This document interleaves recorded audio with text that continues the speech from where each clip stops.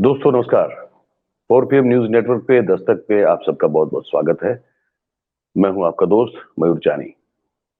हम लगातार 5-6 दिनों से किरण पटेल एपिसोड पर बात कर रहे हैं, उस किस्से पर बात कर रहे हैं जिसने इस देश में सबको चौंका दिया है। सब ये तो कर ही रहे हैं बात कि किस तरह से ये इतनी बड़ी चूक हुई, राष्ट्रीय सुरक्षा के साथ जो है एक तरह से समझिए कि कॉम्प्रोमाइज हो गई वो हमारी नेशनल सिक्योरिटी। और एक जो ठग है जो यहाँ गुजरात में भी लोगों को चीट करता रहता है लगातार, उनके बारे में जो है बहुत सारी जो बातें हमारे सामने आ रही है, वो कुछ 8 से 10 तो ऐसे किस्से अब आ चुके हैं जहाँ पे वो ये पता चल रहा है और बताया जा रहा है कि इन्होंने धोखाधड़ी की है। भारतीय जनता पार्टी के वरिष्ठ से वरिष्ठ लोगों के साथ इनके संबंध है। और 2022 के चुनाव में भी जो है बहुत लोगों को टिकट दिलाने का भी उन्होंने वादा करके कुछ लोगों को चूना लगाया हुआ है। यहाँ अहमदाबाद में उन्होंने G20 समिट नाम की एक कार्यक्रम को भी आयोजित कर दिया जनवरी महीने में। ये भी सरकार को पता नहीं है कि ये G20 का जो तमगा है, जो टैग है, उसको भी इन्होंने इस्तेमाल कर दिया। पूर्व IAS अफसर जो है, पूर्व सचिव भी उनकी उस समिट में आ गए। अच्छे जाने पहचाने जो जिनकी छवि अच्छी है, प्रतिष्ठित लोग हैं, वो भी उस कार्यक्रम में शरीक हो गए। और ये सब होता रहा और खुलेआम होता रहा, किसी को कुछ पता नहीं चला। आज हम ये समझना चाहते हैं कि इस पूरे घटनाक्रम में, हालांकि ठीक है अब इनको आपने गिरफ्तार कर दिया, बाकी 2 लोग थे उनको कर लिया, त्रिलोक सिंह अभी भी गायब है, उनके लिए बारे में कुछ पता नहीं चल रहा है, वो बात ठीक है, उसका भी कुछ ना कुछ तो करना पड़ेगा इन लोगों को। लेकिन सवाल आज ये खड़ा होता है जो जो चुभता है मन को, वो ये है कि इस पूरे मामले में हमारा जो गृह विभाग है उसकी कोई जिम्मेदारी बनती है कि नहीं बनती, और अगर बनती है तो कितनी बनती है, और हमारे जो गृह मंत्री हैं अमित शाह साहब, उनकी जिम्मेदारी कितनी बनती है। क्योंकि आज से 20 साल 25 साल 50 साल या नेहरू के जमाने में जो भी उनको लगता था कि गलती थी, उनको आज भी जो है दिन में 10-10 बार वो दोहराते हैं, याद करवाते रहते हैं, चाहे वो गलती हो या ना हो। लेकिन जब वो मानते हैं कि है किसी की गलती, तो फिर वो पीछे पड़ जाते हैं। तो इससे बड़ी चूक तो मुझे लगता है कि शायद ही किसी गृह मंत्री के टेन्योर में हुई होगी, या अगर हुई है तो हम इस पूरे मुद्दे पर बातचीत करने के लिए हमने बहुत वरिष्ठ पत्रकार जो है हमारे आनंदवर्धन सिंह साहब, उनको हमने आज आमंत्रित किया हुआ है, तो हम उनको जोड़ देते हैं। अब उनके बारे में सब जानते हैं, इसलिए फिर मैं ज्यादा उसमें उनके परिचय आप जो है मैं नहीं जाऊंगा, सब उनसे परिचित है। आपका बहुत बहुत स्वागत है सर। तो सवाल तो ये है ना सर कि गृह मंत्रालय और गृह मंत्री ये 3-4 बार जा चुके हैं, जेट सिक्योरिटी के साथ घूम रहे हैं, हर चीज खुलेआम कर रहे हैं, कोई चीज छुपा के नहीं कर रहे हैं, है ना। मतलब कोई everything is in plain sight, सामने है बिल्कुल। तो गृह मंत्रालय और गृह मंत्री साहब की क्या जिम्मेदारी बनती है इस पूरे मामले में? देखिए, 2 चीज़ें हैं। एक पहले उसको थोड़ा टेक्निकली समझ लें और फिर उसको मॉरली क्या समझें। जी। पहली चीज़ ये है कि जब कोई भी राज्य केंद्र मतलब जब उसमें प्रेसिडेंशियल रूल होता है, जब उसमें एक चुनी हुई सरकार काम नहीं कर रही होती है, तो उसको वहाँ का जो गवर्नर या लेफ्टिनेंट गवर्नर साहब उसको चला रहे होते हैं। जी। और जब ये जो भी होता है, ये बिल्कुल ठीक से गृह मंत्रालय के ही निर्देश से उसमें लोगों का आना-जाना ये सब होता है। वहाँ पे केवल लेफ्टिनेंट जनरल साहब नहीं, वहाँ के जो एडवाइजर लेफ्टिनेंट जनरल साहब के हैं, वो लोग भी अमित शाह साहब के विश्वसनीय लोग हैं। इन्हीं के द्वारा अपॉइंटेड है। मैं उस डिटेल में नहीं जा रहा हूँ, लेकिन ये सारे लोग जो अपॉइंटेड हैं, वो इनके विश्वसनीय लोग। अब ऐसे में 2-3 चीज़ें इम्पोर्टेंट हैं और उसको समझना भी ज़रूरी है। जी। एक चीज़ तो ये है कि इसमें कहीं पे भी इस उससे नहीं बचा जा सकता है कि वहाँ पे भाई महबूबा मुफ्ती की सरकार थी या वहाँ पे उमर फारूक अब्दुल्ला थे या फलाना थे और उन्होंने इंटरफेरेंस किया। यहाँ पे शुद्ध और शुद्ध यूनियन गवर्नमेंट जो सेंट्रल गवर्नमेंट जी। है, सेंट्रल गवर्नमेंट जिनको हम लोग आम भाषा में केंद्र सरकार बोलते हैं, यूनियन गवर्नमेंट का ही टोटल कंट्रोल है और वो कहीं से भी इस उससे जिम्मेदारी से नहीं बच सकती है कि साहब इसमें हम क्या करें। यहाँ पे double engine, triple engine, 4 engine जो भी है वो सब कुछ केंद्र सरकार है। जी। ये एक पहली बात। दूसरी बात, ये सारी चीजें इसलिए एक दूसरे से रिलेटेड हैं कि जब दो और एक चीज और दर्शकों को समझ लेना चाहिए कि जम्मू कश्मीर ये वो प्रदेश है जहाँ पे 2014 में इलेक्शन हुए थे। वहाँ की जो असेंबली होती है उसका कार्यकाल 6 साल होता है, लेकिन जब 370 जब आपने उसको हटा ही दिया, तो वो एक डिबेट हो सकती है कि 5 साल रहेगा, 6 साल रहेगा, लेकिन 370 की धारा हट गई जब 2019 अगस्त में, तो कम से कम अगर आप 6 साल भी रखिए तब भी 2020, आज करीब-करीब 3 साल मतलब 8 साल हो चुका है वो। और जी, मैं जब कश्मीर गया था, मैं कुछ विधायकों से मिला था। अब जो उस समय विधायक, अब उनकी स्टेटस तो विधायक की नहीं है, क्योंकि वो कहने लगे कि साहब जब हम लोग हुए थे तो एक जनरेशन पूरी चेंज हो गई। मतलब एक जनरेशन चेंज हो गई पॉलिटिकल उसके हिसाब से। जी, ये बात मैं इसलिए कह रहा हूँ कि जम्मू कश्मीर में जो हो रहा है वो नॉर्मल नहीं है। जैसे मान लीजिए मैं उत्तर प्रदेश में बैठा हूँ। उत्तर प्रदेश में जी, बहुत कुछ होता रहता है कि किसान आंदोलन है, कि आलू का पैसा मिला, महँगाई है, बेरोज़गारी है, ये सारी चीज़ें हैं। लेकिन ये सेंसिटिव उस तरह का नहीं है। हमारे यहाँ बहुत ज़्यादा आबादी है, हमारी समस्याएँ दूसरी। लेकिन जम्मू कश्मीर, पंजाब, आपका गुजरात फॉर दैट मैटर, ये सारी सेंसिटिव स्टेट्स हैं, क्योंकि यहाँ पे आपका इंटरनेशनल बॉर्डर से है। और खासकर जम्मू कश्मीर वो वाला इलाका है जहाँ पे हमारा बॉर्डर डिफाइंड नहीं है। गुजरात और पंजाब में हमारे बॉर्डर्स डिफाइंड हैं। यहाँ पे हमारा लाइन ऑफ कंट्रोल है। ये बात इसलिए कह रहा हूँ कि आम दर्शक को भी ये समझना चाहिए कि जम्मू कश्मीर में जैसे घर की सरहद अभी तय नहीं हुई है। हम ये मानते हैं कि जो ठीक है, जिसके पास जो था वो उसको पकड़ के बैठ गया है। गुजरात और पंजाब में ये समस्याएँ नहीं है। गुजरात, पंजाब में भी है हमारा इंटरनेशनल बॉर्डर। तो इसलिए ये और भी ज़रूरी हो जाता है कि अगर जम्मू कश्मीर में कुछ इस तरह की एक्टिविटी होती है, और अगर ये भाई साहब जैसा जैसा मैंने आपके पूर्व के वो भी देखे थे, आपने जो इसके बारे में किए थे, जो मतलब और कोई किसी ने नहीं किया, आप ही उसको उतने डिटेल से आपने समझाया है लोगों को। वहाँ पे जो एक एंगल आप जो कहते हैं ना कि ठेकेदारी और इसकी बात है, ये ठेकेदारी और उससे के बियॉन्ड भी कुछ बात है। ये ठेकेदारी और उसके जी, बियॉन्ड कह रहा हूँ कि अगर कोई व्यक्ति सीमा तक जा रहा है, तो उसकी एक्सेस उस सीमा तक है। आप भी गए थे, मैं भी गया था श्रीनगर में। अगर आप नॉर्मल डेज़ में अगर आप हाई कोर्ट की तरफ जाने लगे, तो आपको वहाँ पुलिस वाला जाने नहीं देगा।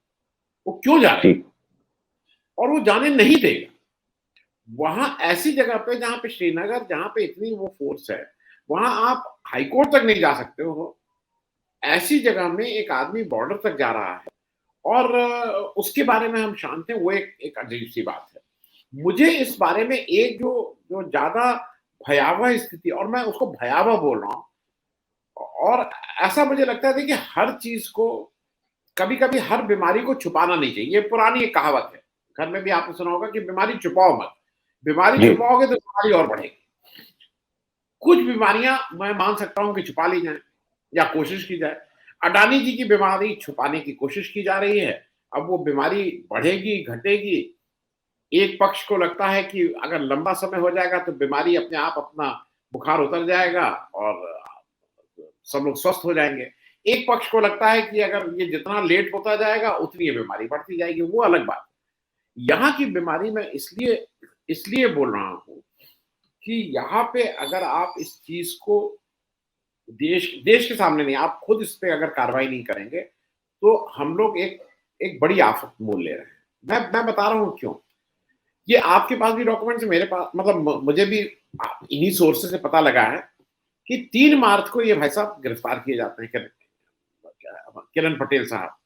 अब एक तो मुझे समझ में नहीं आता है आप लोगों के यहाँ किरण भाई बोलें कि मेहुल, क्योंकि मेहुल भाई को मैं मेहुल भाई बोलता हूँ। भाई मेहुल चौकसी को कल के दिन अब तो वो बाइज्जत वाले आदमी हो गए हैं, तो मेहुल भाई बोलिए, अगर कहीं मेहुल चौकसी बोल देंगे तो आप लोग गुस्सा ना हो जाइए कि भाई वो मेहुल भाई इतने अजीब, हाँ, रिस्पेक्टेड और आदर वाले हैं, उनको आप मेहुल चौकसी बोल रहे हैं। खैर, जो किरण भाई हैं या डॉक्टर किरण हैं, जो भी हैं, इन भाई साहब को 3 मार्च को जब आप गिरफ्तार किए, और उसके बाद ये 15 मार्च को सार्वजनिक किया जाता है कि एक भाई साहब इस तरह से गिरफ्तार हुए हैं, और उनकी जुडिशियल रिमांड उस दिन दी जाती है। ये इम्पोर्टेंट है कि इस 12 दिन या 13 दिन, क्योंकि जो गेसवर्क है, अगर आप बताएँगे नहीं, अगर आप पारदर्शिता नहीं रखेंगे, तो लोगों का अपने आप अटकलें लगाएँगे, और इसमें आपका ये कहना जी, नहीं, नहीं, अटकल लगेगी। इन 12-13 दिन उनको रख के उनसे क्या पूछताछ हुई, नंबर एक, और पूछताछ के अलावा बहुत सी चीजें आ रही हैं कि किनको किनको छोड़ा गया। वो आपका, मैं इसलिए दर्शकों से कह दूं, मयूर जानी साहब ने उस पे बहुत ज्यादा खुलासे किए हुए हैं कि किसका, चीफ मिनिस्टर साहब के पीए के लड़के और आनंदीबेन पटेल के लड़के और क्या क्या है। वो आप लोग अगर उसको देख लीजिएगा तो सिलसिलेवार उसको हो जाएगा। लिंक मैं मयूर साहब आपसे कहूंगा कि नीचे इस वाले एपिसोड में भी अपना सिलसिलेवार की जी दे जी। दीजिएगा, तो वो उसको समझने में आसानी हो। मैं उसके बियॉन्ड भी कुछ बात कर रहा हूँ, जो जो लगता है और जो नॉर्मल उससे लगता है कि अगर कोई इस तरह का आदमी पकड़ा जाता है तो पहली चीज होती है यार ये मुंह तो नहीं खोल देगा। फिर दूसरा ये होता है कि ये हमारा नाम तो इसमें कहीं नहीं आ जाएगा। तो अगर हमारा नाम नहीं आना है तो मैं उस रजिस्टर में, मान लीजिए वो कहीं भी हमारे यहाँ आए हो, तो उस रजिस्टर को चेंज करवाऊंगा। और ये हुए हैं। मैं उस सीसीटीवी कैमरे की उस फुटेज को वहां से हटवाऊंगा। मैं जितने फुटप्रिंट्स जिसको बोले जाते हैं, जी बिल्कुल जिस बिल्कुल। जिसमें ये स्टैब्लिश हो जाए कि किरण पटेल साहब फलाना के यहाँ आते जाते थे, उसको सब पहले हटाया जाएगा।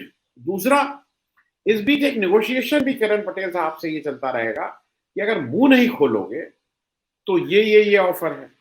क्योंकि मुंह नहीं खोलने पे, और अगर मुंह खोलोगे तो आपने तो एक अच्छा एग्जाम्पल बना रखा है, आपने एक अच्छा अपने यहाँ बना रखा है। हिरेन पांड्या साहब आपके यहाँ थे, आपने एक कमेटी बनाई, उस कमेटी के सामने उन्होंने जाकर अपना मुंह खोल दिया था, और उसके बाद उनका जो हश्र हुआ वो सबको पता है। आज तक जांच भी नहीं। तो ये तो पिक्चरों के डायलॉग होते थे ना कि ऐसा ऐसी जगह वो करूंगा कि पता भी नहीं लगेगा। तो हिरेन पांड्या साहब का पता भी नहीं लगा। दूसरा, आपके यहाँ से लोग इसलिए डरते हैं भाई, गुजरात के लोगों से, कि वो जस्टिस लोया थे, उन्होंने कुछ कुछ जांच करने की कोशिश की, उनकी भी मौत हो गई। उनके घर वाले चिल्लाते रह गए हैं कि कैसे कैसे वो उस पे निकुंज ताकले, हमारे और आपके दोनों के मित्र हैं, उन्होंने एक जबरदस्त किताब भी आई है। वो किताब भी हम लोग सार्वजनिक रूप से यहाँ पे अगर इसको उस पर चर्चा नहीं कर सकते हैं, क्योंकि सरकार उस पर कहती है कि इस पर आप बात मत करिए। मेरा सिर्फ ये कहना है कि ये 12 दिन इन्होंने उसके साथ क्या किया, क्योंकि 12 दिन क्रूशियल है। अगर, बिल्कुल। और मयूर साहब, मैं इसलिए कह रहा हूं कि अगर 12 दिन मान लीजिए मैं अपने हिसाब किताब को साफ कर रहा हूं, और खुदा न खास्ता आप ये कैसे कह सकते हैं कि इनके तार उस पार वाले से नहीं जुड़े हैं। क्योंकि देखिए, जो जो कुछ गैर कानूनी काम करता है उसके लिए पैसा ही सबसे बड़ी चीज होती है। तो बिल्कुल अगर तार किसी उस वाली पार्टी से जुड़े हुए हैं, तो वो जो भी संबंधित पार्टी है, जिसको भी इसमें वो हो रहा है, वो भी तो अपनी सफाई कर रही होगी इस बीच कि भाई इनसे बिल्कुल ये बिल्कुल बिल्कुल तो ये बिल्कुल। मेरे हिसाब से ये देश की राष्ट्रीय सुरक्षा का मामला है। और इस पे आप अडानी जी पे मत बोलिए, क्योंकि भाई आप, मैं नहीं बोलूंगा, लेकिन इस पे तो एक प्रॉपर वक्तव्य आ जाना चाहिए, जिससे एक सबको लग जाए कि नहीं नहीं कोई ऐसी बात नहीं हुई है। तो वो वक्तव्य का हम सब लोगों को इंतजार है। वक्तव्य का इंतजार है जो अमित शाह साहब को देना चाहिए, क्योंकि किरण पटेल साहब जो है वो तो अपने ट्विटर अकाउंट में लगातार जो है बहुत सारे वक्तव्य देते रहे। एक उन्होंने शेर लिखा था, उनके ट्विटर अकाउंट से है कि पर नोच दो मेरे। अब तो वो मतलब वो मीटर मीटर के आप उसकी चिंता मत कीजिएगा, ये तो ये मीटर वाली बात नहीं इसमें कि मीटर बैठेगा नहीं बैठेगा वो अलग बात है। लेकिन लिखा उन्होंने कि पर नोच दो मेरे या जलाकर राख कर दो, मैं वो परिंदा हूं जिसे राख से उठना आता है। अब ये इनका कॉन्फिडेंस है, अब बताइए देखिए। तो ये अब इनके पर नोच लिए जाए या जलाकर राख कर दिया जाए पता नहीं, लेकिन ये कह रहे हैं कि हमको जो है अपनी राख से भी खड़ा होना आता है। मतलब अपने आप को फिनिक्स पक्षी की तरह मानते हैं ये। और मैं सिर्फ निवेदन निवेदन तो चाहिए ही चाहिए। स्टेटमेंट तो आप जैसे कह रहे हैं वो मतलब वो एक बड़ी स्वाभाविक और साहजिक एक मांग है, और होनी भी चाहिए कि भाई इस पर खुलासा तो हो। क्योंकि ये अगर हो चुका है तो क्या मतलब जैसे आप कह रहे हैं कि वो 12 दिन के बीच में क्या हुआ, बहुत मायने रखता है वो सवाल कि उस 12 दिन तक आपने जो बात को छुपा के रखा, तो 12 दिन में क्या क्या बातचीत हुई, क्या जांच हुई, कैसे, और 12 दिन तक क्यों रखा गया। पहले इसका कोई खुलासा होना चाहिए, उसके बाद इस चीज का खुलासा होना चाहिए। मतलब ये गृह मंत्रालय में की ओर से इस बात का खुलासा होना चाहिए कि आपने वो जय सीतापरा और अमित पंड्या और त्रिलोक सिंह को क्यों जाने दिया था, किसके कहने पे जाने दिया। और फिर आपने अब कल इतनी अमित पंड्या और जय सीतापरा की कल गिरफ्तारी कर ली 3 दिन के क्वेश्चनिंग के बाद। तो अभी वो त्रिलोक सिंह कहां है? जो जो चौथा शख्स था वो कहाँ, इसके बारे में कुछ पता नहीं है। इस आदमी ने वहां जा जाके कश्मीर में इतने समय आज जो है वो ये Z+ के साथ गया, किया क्या है उसने, वो किन किन लोगों से मिला और क्या गतिविधि की इस व्यक्ति ने, इसके बारे में कोई बता नहीं रहा है कोई। तो ये सब चीजें, अगर आप नेहरू ने क्या किया था इस पर अगर आप सवाल पूछ सकते हैं तो ये तो सांप्रत है पूरा मामला, जी, जी। ये तो बताना चाहिए होगा ना। नहीं, मैं मयूर साहब देखिए, दो चीजें थी। मैं नेहरू को डिफेंड नहीं कर रहा हूँ। नेहरू का बार बार वो चाइना वॉर के बारे में कहा जाता है। देखिए, कुछ चीजें परिस्थितिजन, उस समय की जो स्थितियां थी उसकी वजह से कुछ चीजें हो जाती हैं। वो होता है, जैसे कुछ लोगों का कहना है कि भाई ऐसे करना चाहिए था, हमें अपनी हरित क्रांति या इंडस्ट्रियलाइजेशन पे ज्यादा जोर न देके नेहरू जी को देश की सुरक्षा रक्षा में ज्यादा पैसा लगाना चाहिए था, तो हमारी ये स्थिति नहीं होती। वो डिबेट हो सकती है, क्योंकि वो एक निर्णय की बात है कि आपको इस रास्ते चलना था या इस रास्ते चलना था, उसमें कोई दिक्कत नहीं है। दिक्कत की जो बात यह है, जहां पे मानवीय भूल हुई है। अब वो मानवीय भूल जानबूझ के हुई है या वो मानवीय भूल का एक प्राइस है। मैं दो इसलिए आपसे बातें कहूंगा। मैं केवल अपनी बात जम्मू कश्मीर तक ही सीमित रख रहा हूं, मैं बाहर की बातें नहीं कर रहा हूं। जम्मू कश्मीर में 2019 में पुलवामा हुआ, और ये हम भी जानते हैं, आप भी जानते हैं, हम लोग शायद पहले इस पर चर्चा भी कर चुके हैं जी। भाई। जितनी मेरी समझ है, उस समझ के अनुसार 2019 में पुलवामा से पहले मेरी समझ ये कहती थी कि बीजेपी की एब्सोल्यूट मेजॉरिटी नहीं आ रही है। ये मेरी समझ कहती है, और उसी हिसाब से मैंने अपना विश्लेषण किया था। लेकिन जब पुलवामा होता है, उसके बाद बालाकोट होता है, तो वो सारा देश एक एक राष्ट्रीय उसमें वो होता है, जिसको मोदी जी उस राष्ट्र प्रेम को जगाते हैं और पुलवामा और बालाकोट के नाम पे वोट मांगते हैं, और वो वोट मिलता है और मेजॉरिटी आती है। आ जाती है। ये बात मैं इसलिए कह रहा हूं कि पुलवामा में याद रखिए 40 शहीद हुए थे। बिल्कुल। 40। और वो जो 40 शहीद हुए थे, केवल 40 शहीदों तक बात सीमित नहीं थी। उसके बाद, मतलब मैं शहीदों के बारे में ये चीज कहना, उसके बाद जब शहीद आए तो हमारे सारे जो शीर्ष नेतृत्व और सबसे बड़े जो हमारे सुप्रीम लीडर हैं, ये खुद उपस्थित थे और खुद जाके इन्होंने 40 जो ताबूत आए थे उनकी लाश के, उसका एक साथ परिक्रमा नहीं की थी टू पे रिस्पेक्ट। वो एक एक ताबूत की उन्होंने परिक्रमा की थी। और फिर उस समय जितने ये लोग शहीद हुए थे, उनके साथ कोई मंत्री भेजा गया था उनके घर तक, स्टेट मिनिस्टर, मतलब जहां जहां सरकार, भाई एक कोई ना कोई सरकार का मंत्री जाएगा। और उसके बाद ऐसा नहीं है कि उसके बाद देश में जवानों ने शहादत नहीं दी है, उसके बाद भी देश में लोग शहीद हुए हैं। और ये एक रोचक तथ्य है कि उसके बाद आपने कितने मंत्रियों को जो शहीद हुए हैं उनको उनके घर तक as a mark of respect भेजा है, क्योंकि उस समय आपको सामने दिखाई देगा, सिर्फ इलेक्शन दिखाई। अब जो ज्यादा इंपॉर्टेंट बात है और जिससे मुझे कष्ट है, 40 लोग अगर मारे गए थे तो ये तय बात है और ये सब लोग मानते हैं, आपके यहाँ ऑफिशियली नहीं अनऑफिशियली आपके लोग भी मानते हैं कि ये इंटेलिजेंस फेल्योर था। आपको ये पता नहीं लग पाया था कि इतनी बड़ी मात्रा में आरडीएक्स आ रहा है, इतनी तरह से इसको तय किया जा रहा है कि ये होगा। आपका वो टोटल फेल्योर था। उसकी जांच की रिपोर्ट आज तक नहीं आई है।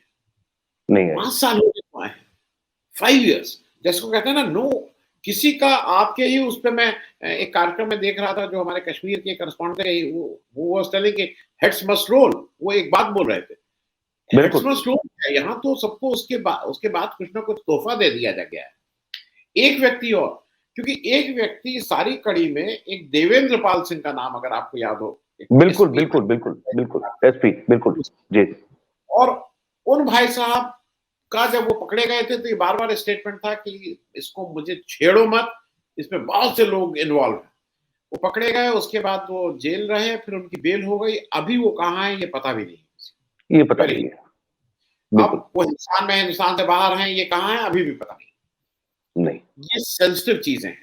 आप जम्मू कश्मीर के साथ अपने वोट की राजनीति करने के लिए, क्योंकि जम्मू कश्मीर में आपका भी को भी ये अनुभव होगा, मुझे भी है, वहां के लोगों को लगता है कि आप अपना हिंदू मुस्लिम करके, क्योंकि वहां आपके वोट ठीक हो, आप हमारे ही ऐसी तैसी कर देते हो। जी, बिल्कुल। जम्मू कश्मीर के लोगों का कहना है कि हमें इससे कोई लेना ही देना नहीं है, लेकिन चूंकि आपको जो हिंदी पट्टी है उसमें इससे वोट मिलते हैं, तो आप हमारे साथ ये सब कर देते हो।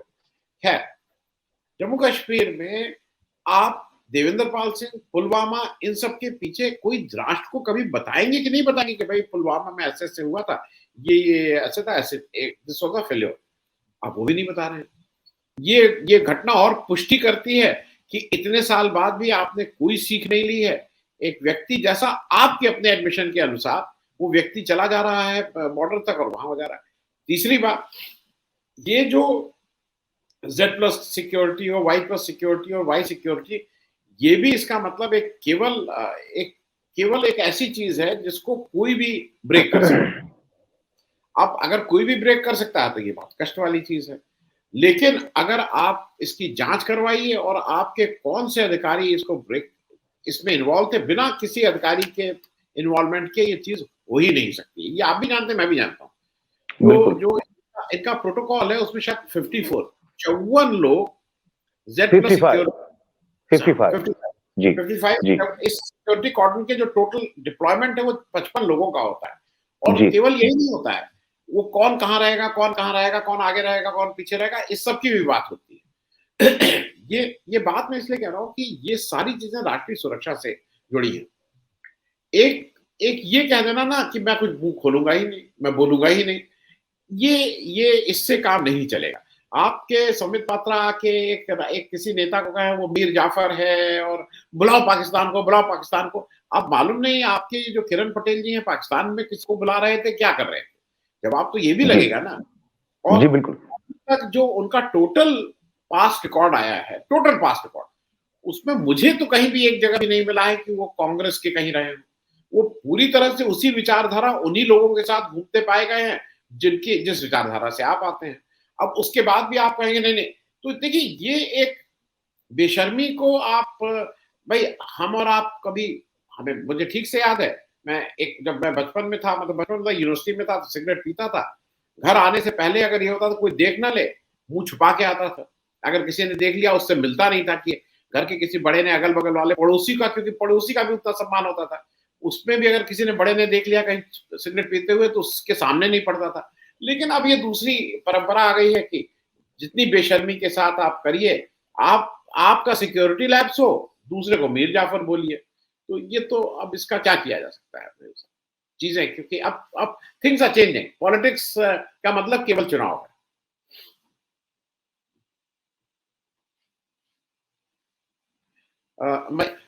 मयूर साहब शायद वहां पे लाइट चली गई, तो मैं इसको थोड़ा और आगे इस बात को बढ़ा दूं, क्योंकि जब तक लाइट आती है तब तक मैं इस बात को कर दूं। दो तीन चीजें इसमें जरूरी है समझने की। मतलब मैं आपके यहाँ लाइट चली गई तो मैं इस बात को थोड़ा आगे बढ़ा दूंगा। जी जी बिल्कुल बिल्कुल बिल्कुल।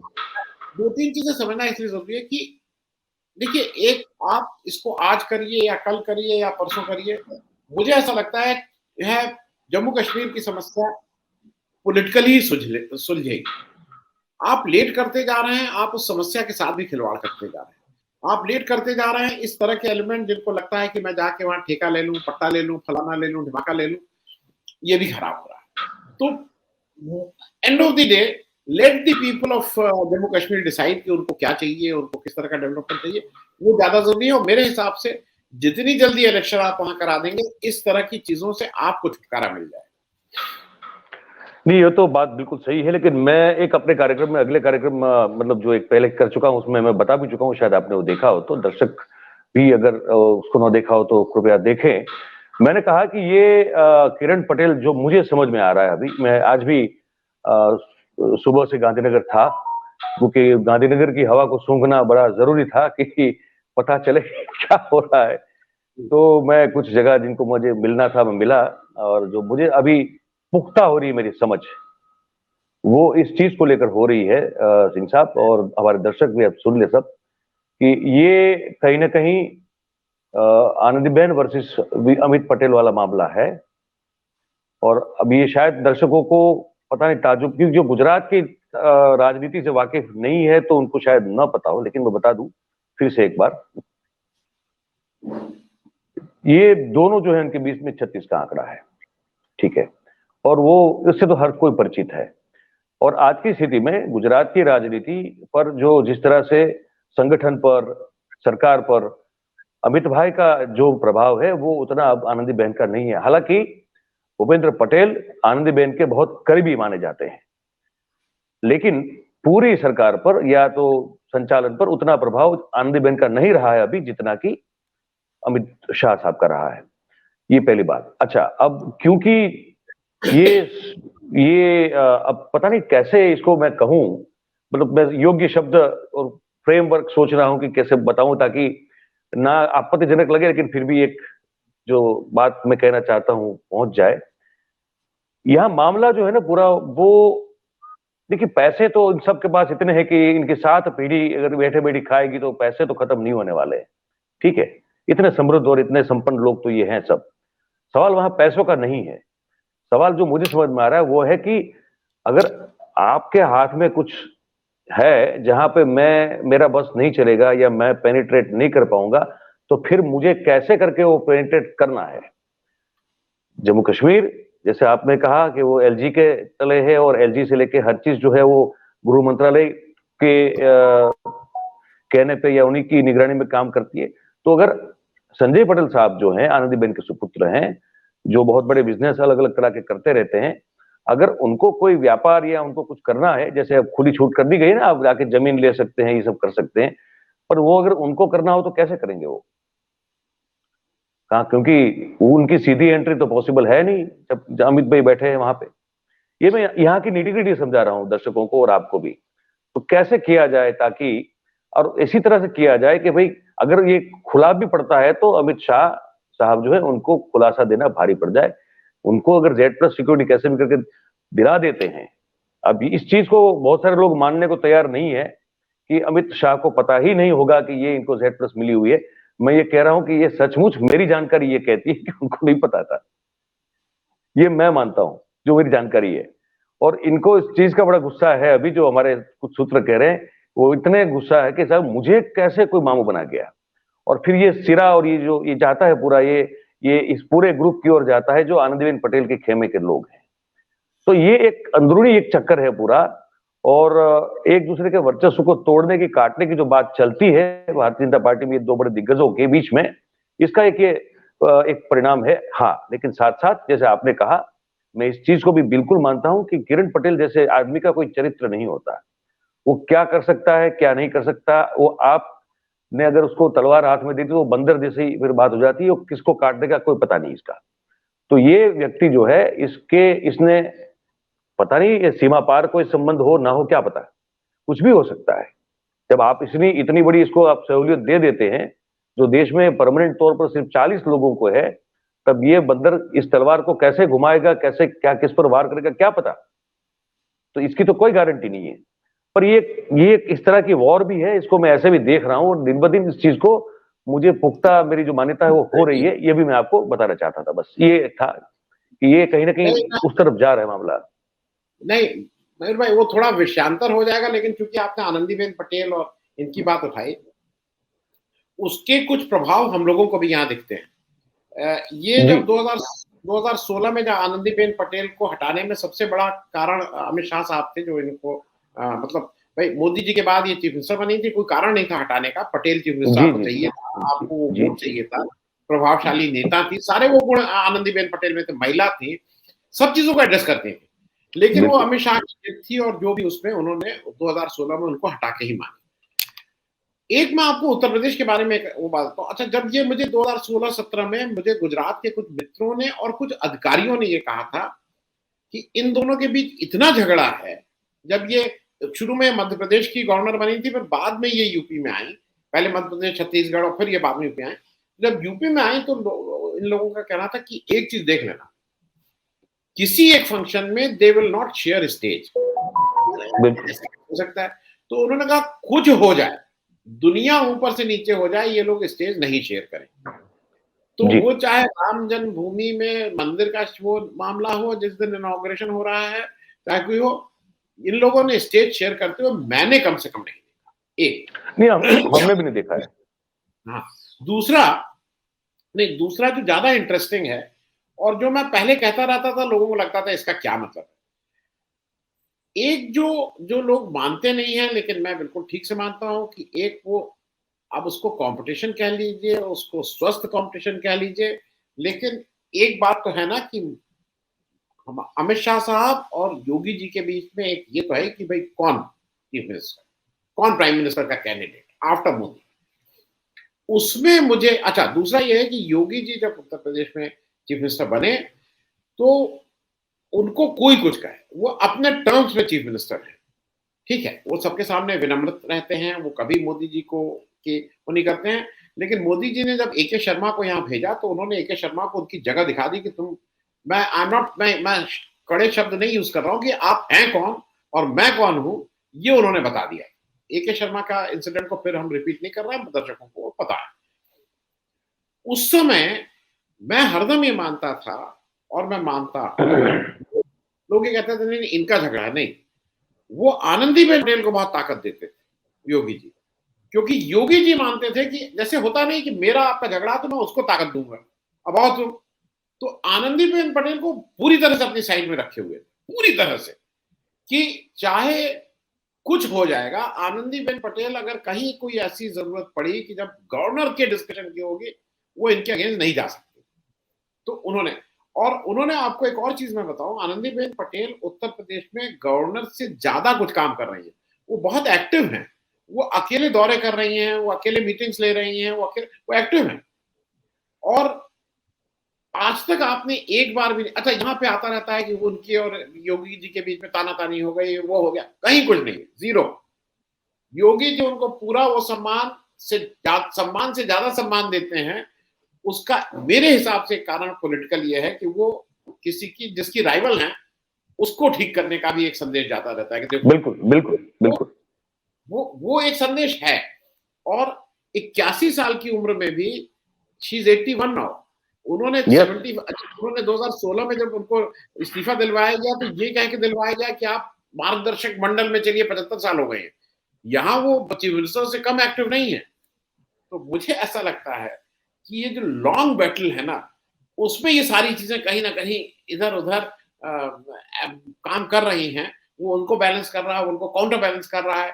तो अभी अब जो मौका मिला है तो शायद अब आनंदीबेन थोड़ा डिफेंसिव हो जाएंगे अगर उनका लड़का उसमें पकड़ा गया है, तो ये सारी चीजें अभी चलेंगी। तो अभी उस तरह की मतलब दिशा निर्देश उस तरफ जा रहे हैं सब। तो यहाँ जो आनंदीबेन पटेल का जो खेमा है, जो उनके समर्थक है, वो इस पूरी जो भी गफला हुआ है उसका ठीकरा फोड़ना चाहते हैं सीएमओ कार्यालय पे। तो एक वो सोशल मीडिया वॉर यहाँ पे शुरू हो गई है अच्छा, कि हाँ हाँ, गुजरात में भी ये हो गया है, ट्विटर युद्ध शुरू हो गया है, फेसबुक वॉर शुरू हो गई है कि भाई ये तो सीएमओ में ही किसी अफसर का, और एक जो प्रिंसिपल सेक्रेटरी टू सीएमओ है, बड़ी अच्छी अफसर कही जाती है, अवंतिका सिंह आईएएस है, उनका भी जो नाम है उसमें अब उसको उनको टारगेट किया जा रहा है कि ये तो इनकी गलती हो सकती है, इनको क्यों आप क्वेश्चन नहीं करते। मतलब ये सोशल मीडिया में हो रहा है सब कुछ। तो एक एक वॉर तो शुरू हो ही गई है अभी यहाँ पे मयूर साहब एक चीज फेसबुक जरा और आप, ट्विटर पे। मयूर साहब एक चीज आपसे और पूछ लूं और दर्शकों को भी बता दीजिए, जो मेरी जी जानकारी है उसके हिसाब से गुजरात में आपके 4 सलाहकार हैं चीफ मिनिस्टर के, जो सरकार कैसे चलाई जाए उनको सलाह देते रहते हैं। हाँ हाँ हाँ। ये किसी किसी और स्टेट में ये 4 सलाह, और लोगों का कहना है ये सलाहकार क्या है, वो पीएमओ का जो हॉटलाइन है, ये वो लोग वही हैं, है। तो सरकार वहां से चलती है। जी जी, एक तो अढ़िया साहब हैं जो हमारे पूर्व वित्त ये फाइनेंस सेक्रेटरी थे, आप जानते हैं अढ़िया साहब को, ठीक है। कहते हैं कि नोटबंदी के पीछे का आइडिया भी जो महान और अद्भुतम आइडिया है, जिससे 1 रुपया भी काला पैसा जो है पकड़ा नहीं गया, लेकिन वो आइडिया उनका था, ये कहा जाता है, ठीक है। और फिर के कैलाशनाथन साहब तो वैसे बैठे ही है यहाँ पे जब से नरेंद्र भाई गए तब से। फिर एक और है पुराने अफसर, नाम उनका भी मैं भूल गया हूँ, राठौड़ है शायद उनकी सरनेम, वो भी वो अभी भी जो है नियुक्त हुए हैं, वो रडिया साहब इनके सलाहकार के तौर पे। तो ये सब हैं सर, इनको सलाह देते हैं। और सलाह तो क्या, मतलब सूचना होती है सीधी कि ये करना, ये नहीं करना, इस तरह से होता है पूरा, और तो क्या होता है उसमें, और कुछ नहीं होता है। तो सीएमओ का रोल है इसमें, ये बात बिल्कुल तय है, लेकिन सीएमओ में किसका रोल है ये तय होना बहुत जरूरी है। क्योंकि संजय पटेल साहब, जो मैं अगले भी दिन कह चुका हूं, आगे भी कह चुका हूं, कि उनका तो बड़ा, कभी भी वो आ जा सकते हैं भूपेंद्र पटेल साहब के ऑफिस में। उनको ना कोई वेट करना है, ना अपॉइंटमेंट लेना है, कुछ नहीं करना है। वो उनके साथ कई बार जो है अनऑफिशियली जो है वो ट्रैवल भी करते हैं बाय रोड, अगर कहीं जाना होता है तो। और सीआर पाटिल साहब से भी उनको उन्होंने अच्छे रिश्ते बना के रखे हुए हैं, ये संजय पटेल साहब ने। तो वो तो मतलब ऑलमोस्ट वो सरकार का हिस्सा न होते हुए भी एक तरह से सरकार का हिस्सा है ही। ये सब जो भी जर्नलिज्म, मतलब सीनियर जर्नलिस्ट जो लोग हैं, पॉलिटिक्स कवर करते हैं, सब जानते हैं इस चीज को। तो ये तो कुछ ऐसी बात है जो सिर्फ कागज पे लिखी नहीं गई है, अदरवाइज तो वो है ही है। तो वो एक चीज है, उसकी भी जांच अगर हो। और जैसे इस कार्यक्रम का जो मूल मकसद था, मैं दर्शकों को बताऊं, क्योंकि अब 35 मिनट के ऊपर हो गया, तो हम इसको बिल्कुल समाप्त करने की ओर जा रहे हैं। तो इस कार्यक्रम का जो मूल मकसद था वो ये था, जैसे हमने सिंह साहब से पूछा कि भाई हमको तो लगता है कि इसमें बहुत एक इतने इतने मुद्दों पर जो है जवाब देने की, स्पष्टीकरण करने की गृह मंत्रालय और गृह मंत्री की ओर से जरूरत है। तो वो होना चाहिए। वो वहां से सवाल शुरू होते हैं कि भाई 12 दिन तक आपने पकड़ के रखा, गुप्त क्यों रखा? उस 12 दिन में क्या हुआ? आपने वो 3 लोगों को क्यों छोड़ दिया? इसके बाद आपको जानकारी क्या मिली? और ये चूक कैसे हुई? इसके पीछे कौन जिम्मेदार है? ये सब सवाल हैं। गुजरात मुख्यमंत्री कार्यालय का क्या रोल है इसमें? आपकी इंटरनल पॉलिटिक्स जो राइवलरी चल रही है, उसमें इस पूरे मामले में इसका क्या रोल है? इस आदमी ने वहां जाके क्या क्या किया है? क्या गुल खिलाए हैं? एक्चुअली किसको मिला है? ये सब चीजें आपको देश की जनता के समक्ष रखनी चाहिए, क्योंकि आपकी जिम्मेदारी बनती है। अब वो दौर तो चला गया है कि नैतिक जिम्मेदारी लेते हुए मंत्री जो है इस्तीफा दिया करते थे। तो वो तो उम्मीद नहीं कर रहे हैं, लेकिन कम से कम स्पष्टीकरण मिल जाए, ये उम्मीद हम बिल्कुल कर रहे हैं। सिंह साहब, अगर आपको कोई पार्टिंग कमेंट करनी हो तो प्लीज। नहीं, दैट इज ऑल। और नहीं, और क्योंकि मयूर साहब, सरकारें आती जाती रहेंगी, पार्टी आती जाती रहेंगी, लेकिन देश की जो बेसिक सुरक्षा है ना, उसमें एक बार चूक होती है तो उसका खामियाजा और उसका प्राइस बहुत लंबे समय तक चुकाना होता है। तो कुछ चीजें नॉन नेगोशिएबल होती है। बाकी तो ठीक है, उन्होंने उनको तोड़ा, उन्होंने उनके एमएलए खरीद लिए, उन्होंने उनके एमएलए को बेच दिया, उनके एमएलए को धमकी दे दी, सीबीआई भेज दिया, ईडी भेज दिया, ये सब भी खराब है। लेकिन देश की जो सुरक्षा और देश की जो राष्ट्रीय कुछ चीजें हैं, उस पे जीरो टॉलरेंस की पॉलिसी माननी ही होगी। आप नहीं मानिए जैसा आप कर रहे हैं। चीन के बारे में आप कहते हैं कि न कोई घुसा था न कोई घुसेगा, उसका खामियाजा हम लोग सब जान रहे हैं कि क्या हो रहा है। तो उसी तरह से इसको भी अगर आपने ये सोच के कि भाई इसमें हमें इलेक्शन में कुछ वोटों का लॉस हो जाएगा और इसलिए इसकी पड़ताल हम ठीक से नहीं होने देंगे, इसको कवर में रखेंगे, वो देश के लिए बहुत दुर्भाग्यपूर्ण होगा मेरे हिसाब से। सर, आपका बहुत बहुत धन्यवाद, आपने समय निकाला हमारे साथ जुड़े। Thank you sir, thank you very much.